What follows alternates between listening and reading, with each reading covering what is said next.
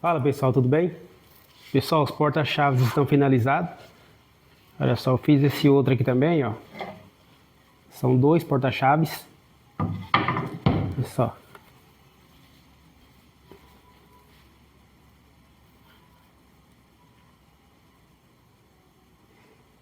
O acabamento utilizado aqui, pessoal, foi um verniz PU automotivo, né? Esse acabamento não era o acabamento que eu costumo fazer nas minhas peças, né? Mas eu quis fazer para ver como ficava.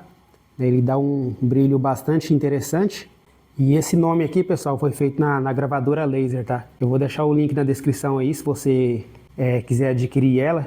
Será uma importante aquisição para o seu negócio também, viu?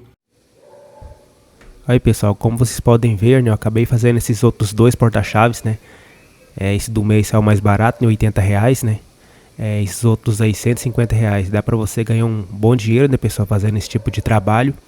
E, consequentemente, pessoal, postei nas redes sociais e acabei fazendo, pegando mais uma encomenda, né? Dessa vez, esses outros porta-chaves, né, que vocês estão vendo aí, ó.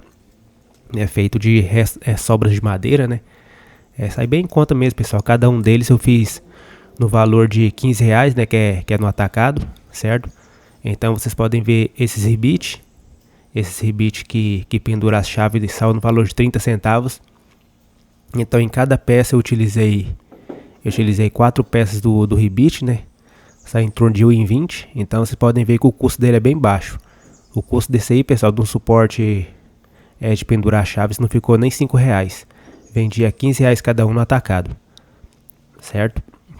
Olha só, como vocês podem ver, é bem elegante, né, pessoal?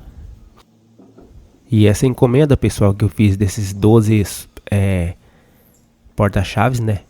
Foi encomenda que eu fiz, que uma venda que veio através das redes sociais, né, onde eu postei aqueles 3 primeiros, né?